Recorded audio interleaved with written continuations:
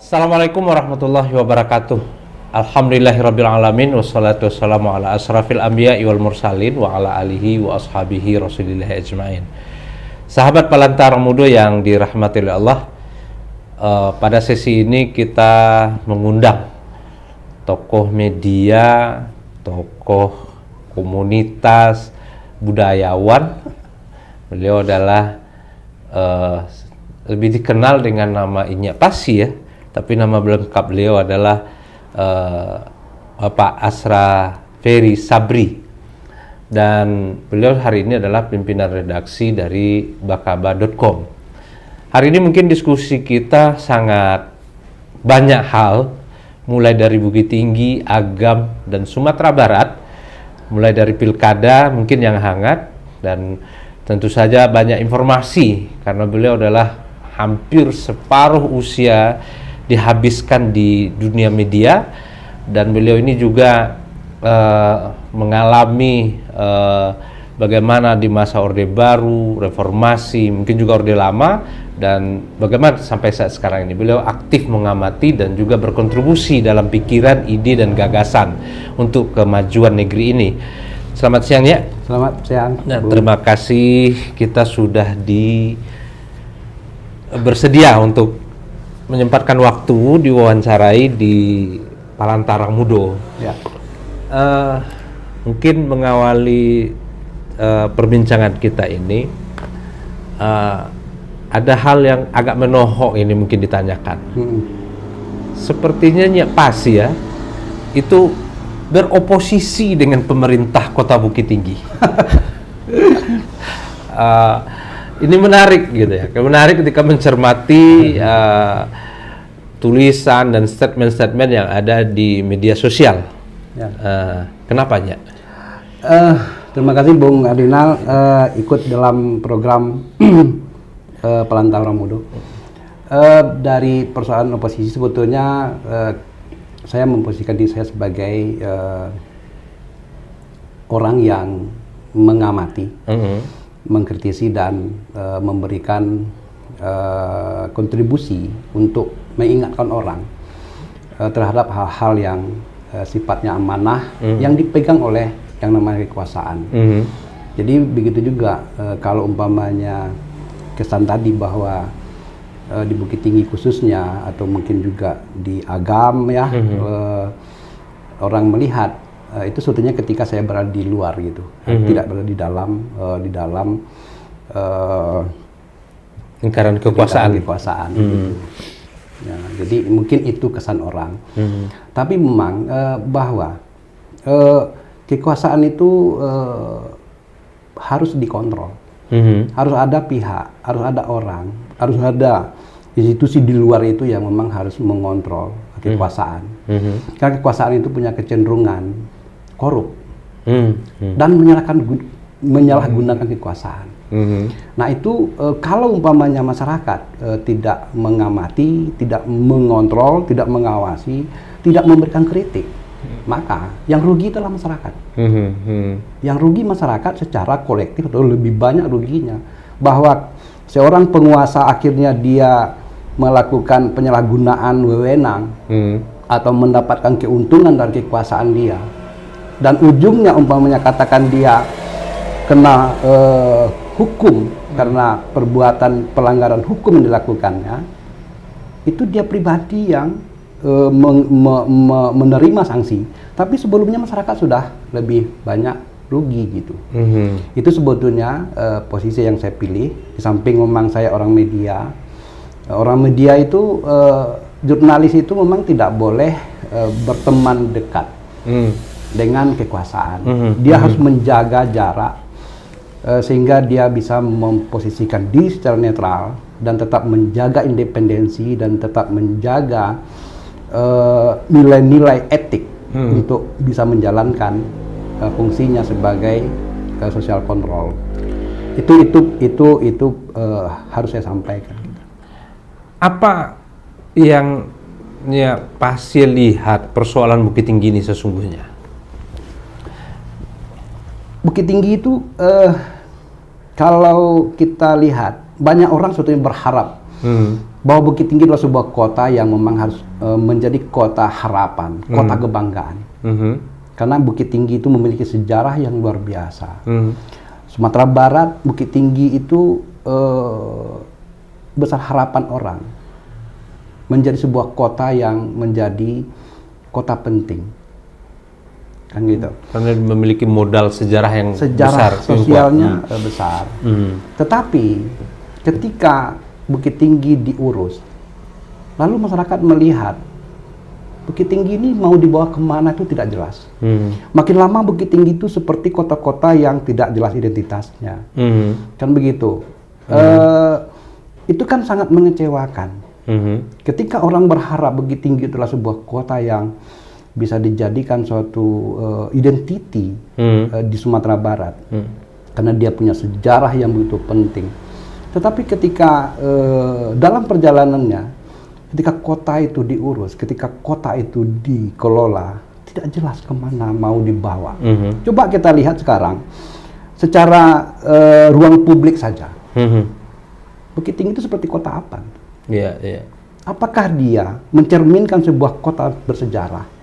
Apakah dia mencerminkan sebuah kota yang penuh dinamika perjuangan masyarakatnya? Tidak. Dia seperti kota-kota yang lain.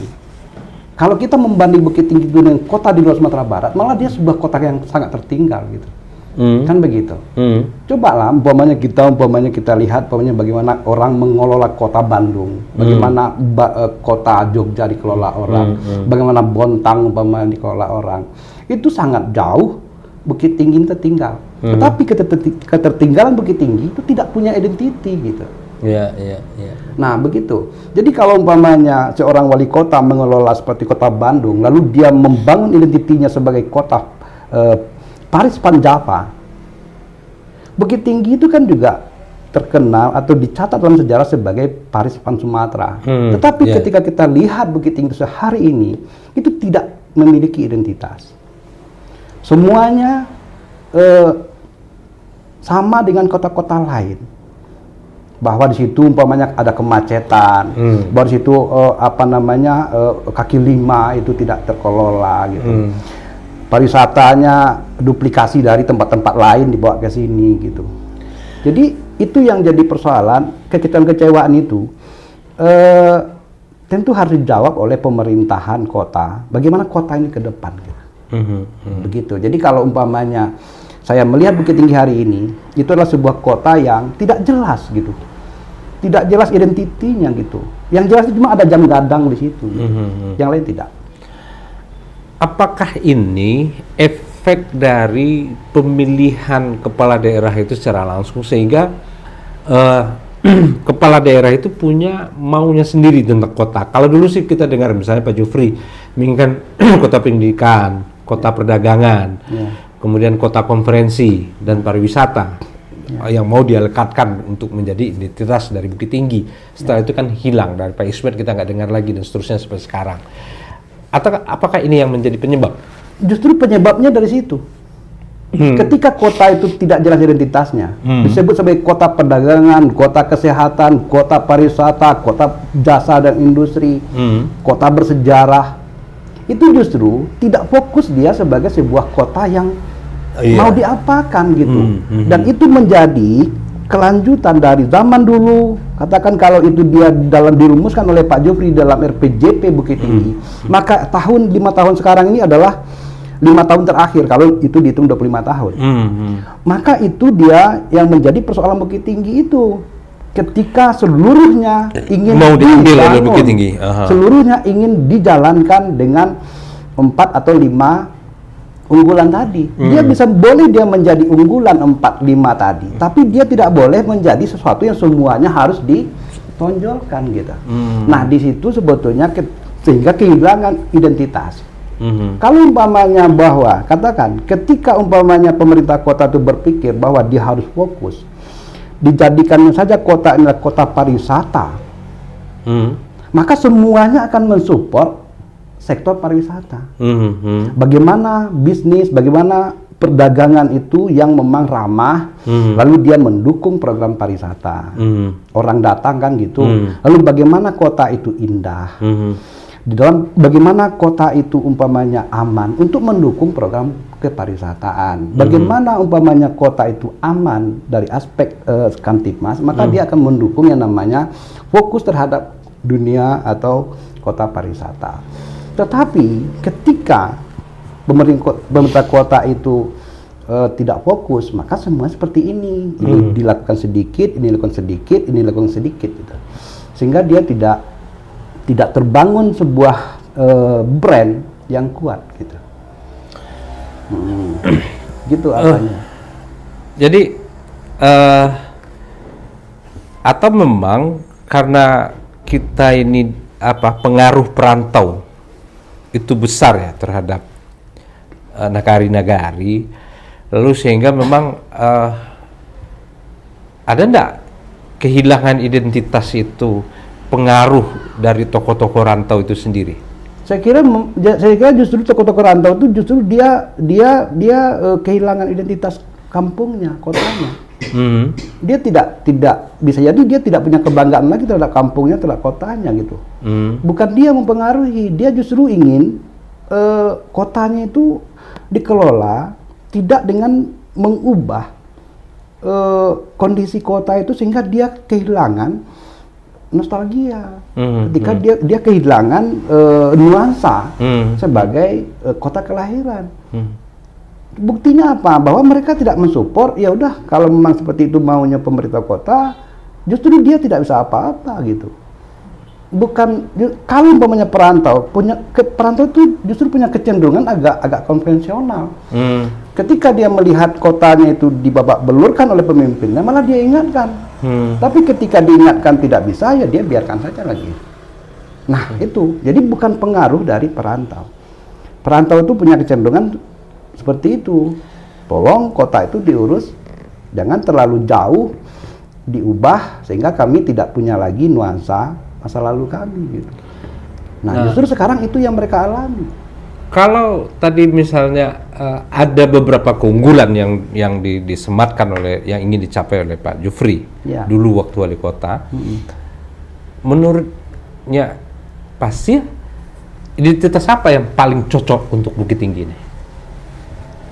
Kalau kita bicara dalam konteks Bukit Tinggi yang tidak mungkin di sini ada yang namanya industri besar, tidak mungkin di sini ada yang namanya pertambangan, tidak mungkin ada yang namanya di sini sumber-sumber daya alam. Sebetulnya memang jasa. Nah, jasa itu ada dua yang potensial. Yang pertama itu adalah jasa pariwisata, sektor pariwisata dan perdagangan jasa gitu. Nah, sebetulnya ketika Bukit Tinggi dengan sejarahnya bahwa ini adalah kota yang orang berharap untuk sekali waktu ke sini, mestinya itu dia menjadi kota pariwisata yang didukung oleh sektor-sektor lain, sektor jasa, perdagangan dan jasa tadi. Toh dia sudah connect dengan yang namanya sektor pariwisata. Kan begitu. Nah, keunggulan-keunggulan Bukit Tinggi sebetulnya lebih relevan untuk dibangun sebagai sebuah kota pariwisata. Pemanya katakan iklimnya mendukung. Kan begitu. Iklimnya mendukung, topografinya mendukung. Tetapi ketika orang tidak fokus mengelola ke potensi utama itu, maka semuanya jadi gantung gitu. Semuanya tidak bisa difokuskan untuk mencapai satu tujuan. So begini, sebetulnya konsep pariwisata itu kalau umpamanya dia menjadi core-nya, yang lain adalah untuk mensupport, begitu. Nah, artinya kalau kita bicara dalam konteks Bukit Tinggi, kalau Bukit Tinggi dijadikan kota pariwisata, maka logikanya kan orang akan datang. Orang akan datang tentu ada nama prasyarat yang harus disiapkan. Umpamanya bagaimana kota ini betul-betul memang bersih, bagaimana kota ini aman, bagaimana kota ini nyaman, bagaimana kota ini indah, bagaimana kota ini seluruh aspeknya itu transportasinya, jasanya harus membuat orang nyaman. Kan begitu. Lalu ada fasilitas yang namanya perhotelan, fasilitas transportasi yang baik gitu kan. Nah, itulah yang menjadi faktor pendukung untuk terbangunnya core utama tadi sebagai kota pariwisata. Tetapi ketika tidak ada kejelasan itu, maka semuanya jadi tidak terwujud. Itu persoalannya. Bagaimana sebuah kota pariwisata kata kita, ternyata transportasinya babak belur. Kan begitu. Bagaimana kita mengatakan sebagai kota pariwisata sementara destinasinya itu tidak ada yang baru, kan begitu. Tidak ada yang menarik, malah diduplikasi saja. Umpamanya ada di tempat lain ada payung-payung banyak, lalu dipindahkan payung itu ke sini, lalu kita akan jadikan juga itu objek wisata, kan begitu. Atau umpamanya ada di tempat lain, umpamanya kereta gantung, lalu kita bawa juga ke sini kereta gantung, kita anggap itu tidak orisinil gitu. Nah, mestinya kan kalau kita berpikir bahwa Bukit Tinggi itu adalah kota yang akan dikunjungi, kota orang di mana orang akan nyaman berjalan kaki, umpamanya.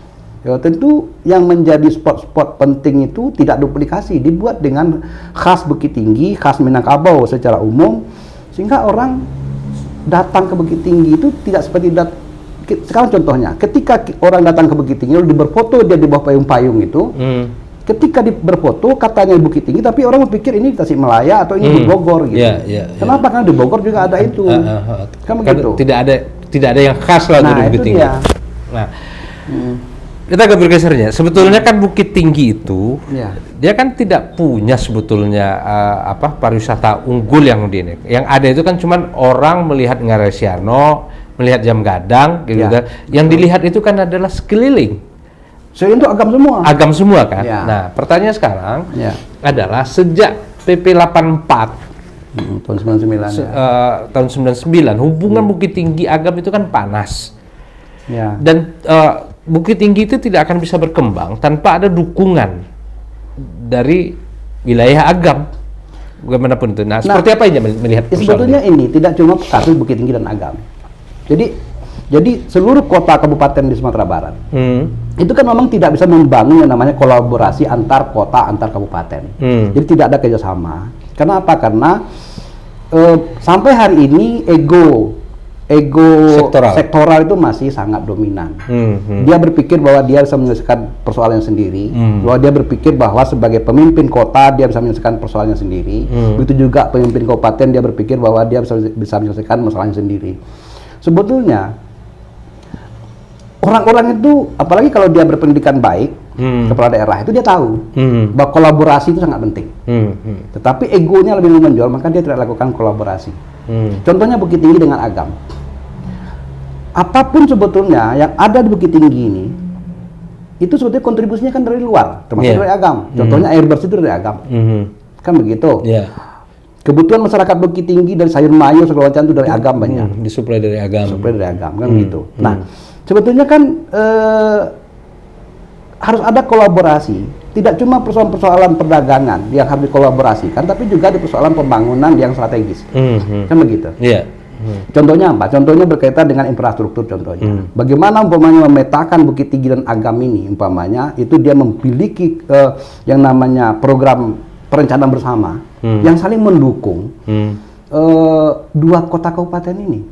Malah kalau mungkin kalau itu di bawah koordinasi gubernur itu dikonekkan Bukit Tinggi, Agam, Batu Sangkar, Payakumbuh, kan begitu. Itu dikonekkan sebagai sebuah kawasan yang direncanakan secara bersama. Ini kan sebetulnya adalah kelemahan gubernur juga yang tidak mendorong kepala-kepala daerah untuk berkolaborasi. Tidak bisa sekarang kota itu menganggap dirinya bisa hidup sendiri. Gitu. So apa? Contohnya kan jadi persoalan ketika umpamanya Bukit Tinggi banjir, yang salahkan itu Agam. Itu kan jadi persoalan. Mestinya kan mereka menyelesaikannya. Mari kita duduk bersama bahwa sumber air ini dari arah luar Bukit Tinggi masuk ke Bukit Tinggi. Mestinya dia kerjakan bersama. Tolong gubernur yang memfasilitasi. Tolong ini dibuatkan alirannya atau sungainya atau apa namanya aliran airnya sehingga dia tidak masuk ke Bukit Tinggi, kan begitu. Nah, itu sebetulnya orang-orang itu paham, tapi egonya yang membuat dia tidak melakukan itu gitu. Itu persoalan kenapa kota kabupaten itu di Sumatera Barat khususnya, tapi di Jawa itu orang sudah berkolaborasi. Malah tidak cuma kabupaten dengan kota tetangga, tapi itu sudah dalam skop provinsi antar provinsi. Provinsi 4 atau 3 atau 5 kabupaten kota gitu. Dan itu biayanya kalau untuk pembiayaan kolaborasi pembangunan atau perencanaan bersama itu bisa diusulkan ke pusat gitu. Pusat kan nggak mungkin juga memberikan bantuan cuma 1 miliar 2 miliar, tapi kalau kita usulkan kepada pusat itu kami butuh 400 miliar untuk ini, itu dia lebih mudah menurunkannya daripada kita minta 1 miliar gitu. Gitu. Bagaimana ya melihat DPRD-nya? Tentu saja ini program tidak hanya bisa kepala daerah gitu ya. Semuanya harus dari kepala daerah dulu. Kepala daerah itu yang punya perangkat, punya orang-orang, punya SDM yang paham tentang kota atau yang namanya pemerintah gitu. Dia yang harus mengeksplorasi dulu gagasan-gagasan kreatif. Dia yang harus melihat dulu persoalannya apa, lalu bagaimana cara mencari jalan keluarnya. Bagaimana umpamanya jalan keluarnya adalah salah satu langkahnya adalah dengan cara berkolaborasi dengan kabupaten tetangga, maka kepala daerah itu yang melakukan pendekatan saling melakukan pendekatan dengan kepala daerah tetangga. Nah, ketika dia menjadi program bersama, lalu umpamanya nanti di bagian kota ini dia harus memasukkan di dalam perencanaan kotanya, maka dia harus meyakinkan juga DPRD-nya bahwa ini maksudnya, ini rencananya, ini maksudnya, ini goalnya, dan ini kepentingannya, ini manfaatnya, ini untungnya. Nah, DPRD itu sebetulnya tidak sampai juga dia berpikir seperti itu. Nanti dia setelah kalau bagus umpamanya presentasi dari kepala daerah, dia sudah amini saja itu. Toh itu sebuah perencanaan yang tidak mungkin juga DPRD menghalang-halangi, jadi kontraproduktif dia kalau dia menghalangi. Untuk apa melakukan kolaborasi? Toh kita mampu, tidak mungkin kan gitu. Nah itu sebetulnya. Jadi DPRD sebetulnya tidak dalam hal ini tidak satu hal yang perlu kita pertanyakan dalam hal itu, kecuali kalau DPRD ikut merencanakan.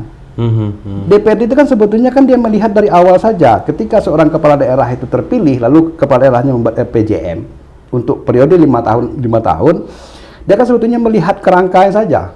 Dalam 5 tahun ini apa yang dia lakukan? Kan begitu, bagaimana nanti tahapan-tahapannya setiap tahun.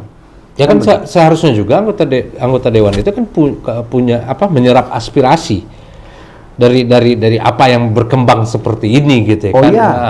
Tapi kan sepertinya DPRD kita itu kelihatannya memang walau alam ya, apakah karena kapasitasnya tidak sampai atau kompetensinya tidak ada di situ, sehingga kan memang apapun semua kan diserahkan kepada eksekutif. Iya, sebetulnya aspirasi itu sebetulnya kalau sampai hari ini aspirasi cuma sebagai kamuflase saja. Sebab masyarakat itu kan juga dia punya keinginan, masyarakat ini banyak, tapi juga tidak bisa merumuskan keinginan ini penting atau tidak. Nah, di situ gunanya orang-orang yang punya kompetensi untuk merumuskan lontaran keinginan masyarakat sekecil apapun. Itu dia bisa merumuskannya dengan cara pandang dia. Contohnya apa? Ketika umpamanya terjadi yang namanya penyerapan aspirasi di tingkat kelurahan. Orang kelurahan mengatakan, masyarakat mengatakan, Pak, kok kampung kami ku berhasil loh Pak. Dari dulu kampung ku kumuh tarwih. Kan cuma seperti itu masyarakat mengatakan. Iya. Mestinya kalau orang kota atau pemerintah atau aparatur menangkapnya tidak sederhana orang menyampaikannya. Iya. Dia harus melakukan yang namanya survei. Apa sih, bagaimana kotornya kelurahan ini? Lalu dia membuat program perencanaan bagaimana dibersihkan kelurahan itu. Bisa jadi dia itu jadikan sampel sebagai kelurahan yang bersih, lalu dia bisa menjadi nanti untuk duplikasi untuk kelurahan-kelurahan yang lain. Dia menjadi sebuah perencanaan membersihkan kelurahan dalam kotanya gitu. Tetapi kalau umpamanya seorang aparatur, katakan orang PU atau orang dinas pemukiman atau orang dinas perumahan atau dinas apapun lah yang terkait dengan lontaran ide tadi, ketika dia meremehkan itu, maka dia tidak akan melakukan apa-apa. Tetapi kalau umpamanya hatinya terbuka, lalu dia merumuskan apa sebetulnya kenapa, kalaupun cuma satu orang mengatakan seperti itu, gitu. Tol itu sedang digarap dan itu direncanakan tahun 2025 selesai. Walaupun sebenarnya prosesnya juga cukup pelik gitu ya. Tapi kalau kita berandai ini bahwa tol ini jadi, apakah ini tidak menjadi ancaman untuk Bukit Tinggi? Karena memang kan Bukit Tinggi ini kenapa menjadi ramai? Karena semuanya kan lewat Bukit Tinggi. dari Medan lewat Bukit Tinggi kalau jalur tengah, kemudian orang dari Pekanbaru mau ke Padang juga lebih lewat Bukit Tinggi gitu ya. Tapi kalau misalnya nanti itu tol sudah jadi, itu kan kemungkinan Bukit Tinggi itu bisa seperti Bogor. Dia bukan menjadi kota persinggahan, tapi memang menjadi kota tujuan. Orang kan datang karena memang ada niat ke Bogor gitu ya. Dan itu yang menyebabkan Bogor tidak berkembang dibandingkan dengan kota-kota lain di Jawa Barat gitu. Nah, mungkin Bukit Tinggi akan mengalami itu. Iya, sebetulnya kalau saya tidak tahu persis, tol itu kan jaraknya jauh dari Bukit Tinggi, jauh dari Agam atau mungkin di pinggiran itu. Nah itu dia menjadi tol itu kan kebanyakan sebetulnya adalah sebuah sarana antar kota kabupaten atau antar provinsi. Yang lebih dominan sebetulnya adalah dari pergerakan barang. Kalaupun memang di situ juga akan otomatis juga orang pasti bisa akses jalan lebih baik gitu ya. Nah sebetulnya tergantung juga, makin banyak orang lewat tol dari Pekanbaru dengan cepat dan sampai ke Sumatera Barat, tapi kota kabupaten Sumatera Barat itu tidak punya apa-apa, dia tidak penting juga itu. Tidak juga ada artinya orang datang banyak. Ketika dia tidak bisa menawarkan sesuatu yang bernilai ekonomis untuk kepentingan masyarakatnya. Begitu. So banyak juga sebetulnya kota-kota yang tidak memanfaatkan itu atau melihat itu sebagai sebuah potensi ekonomi untuk menggerakkan ekonomi di kotanya atau di kabupatennya. Tidak otomatis, dia harus disiapkan. Yang celakanya kan itu, ketika kota ini tidak menyiapkan, maka kota lain yang akan mengambil. Kan begitu. So contohnya sekarang, jangankan ada tol atau tidak ada tol itu, sekarang saya contohnya Bukit Tinggi. Bagaimana Bukit Tinggi itu makin lama makin lengang, ketika kota kabupaten yang lain sudah melakukan beberapa inovasi untuk menarik orang datang ke sana. Nah itu kan persoalan kalau umpamanya kita lihat dari kreativitas pemerintahan kota gitu. Kembali kita ke soal Agam Bukit Tingginya. Ya. Terkesan saat ini ada upaya untuk memisahkan antara Agam dengan Bukit Tinggi itu secara administrasi pemerintah itu sudah jelas gitu ya, memutus mata rantai gitu antara Agam dan Bukit Tinggi. Padahal orang mengenal sejak dulu kita di Luha Agam itu kan Bukit Tinggi itu kota orang Agam, dan banyak aset bersama sebetulnya. Contohnya yang diributkan kemarin itu soal Pasateh, dan itu karena itu adalah aset orang Agam. Kemudian disertifikatkan. Dan ini kan banyak generasi yang tidak tahu. Misalnya bekas kantor bupati yang sekarang ini menjadi plaza itu kan aset Agam. Dan, ada apa ini sebenarnya kalau menurut kecamatannya, Ferry? Iya, sebetulnya kan kalau kita lihat sejarahnya dan dalam tataran masyarakat sebetulnya itu tidak mungkin misalkan Bukit Tinggi itu dengan Agam. Pertama adalah Bukit Tinggi itu sebagai satu nagari dulunya di Agam Tuo. Itu tidak berdiri sendiri. Dia ada di dalam wilayah Agam Tuo. Kan begitu. Nah, Bukit Tinggi dalam konteks hari ini dalam hal administrasi pemerintahan tentu tidak terpisah. Tapi secara kebudayaan tidak mungkin upaya-upaya pemisahannya atau membuat dia itu terpisah itu justru kontraproduktif. Kalaupun secara real masyarakat tidak akan mengamini itu.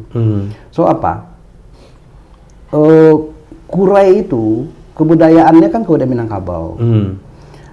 Dia ada di dalam wilayah Luak Agam, kan begitu. Nah, masyarakatnya juga sudah berintegrasi atau menyatu dalam arti mungkin ada kekerabatan, mungkin ada yang menikah orang Agam dengan orang Kurai gitu, dan sebaliknya lah begitu. Nah, dan kebudayaannya sama. Sistem adatnya dalam arti adat Minangkabaunya sama.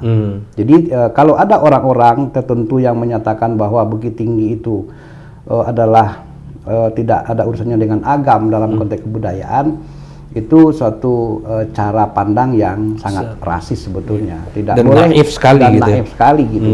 So bagaimanapun tidak katakan kalau dalam konteks kebudayaan tentu tidak mudah untuk memisahkannya. Tapi ketika dipisahkan dalam bentuk tidak adanya kerjasama atau saling saling menafikan gitu.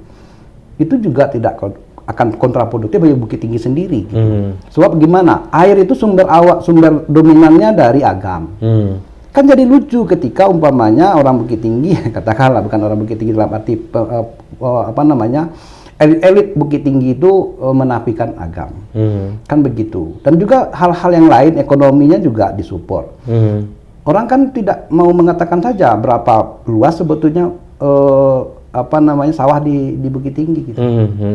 Apakah sawah dengan yang namanya katakanlah dari 25 km persegi Bukit Tinggi itu, kalau kita hektari Bukit Tinggi itu cuma 250 hektar. Itu berapa hektar? Berapa hektar itu yang namanya sawah? Kan begitu. Artinya apa? Sumber beras atau pangan utama orang di Bukit Tinggi ini juga kan dari luar, termasuk Agam. Nggak mungkin juga orang membawa beras dari Pekanbaru ke sini. Kan begitu. Nah, itu satu contoh-contoh kecil ya, yang elit-elit tertentu kalau dia mempertajam ini, maka itu akan jadi kontraproduktif. Contohnya lagi apa? Coba hitung berapa jumlah pegawai negeri di Bukit Tinggi. Itu orang mana? Apakah itu ya kita kan akhirnya jadi kita menghitung-hitung komposisi gitu kan? Nggak usahlah seluruh pegawai kita hitung, pejabat-pejabatnya saja.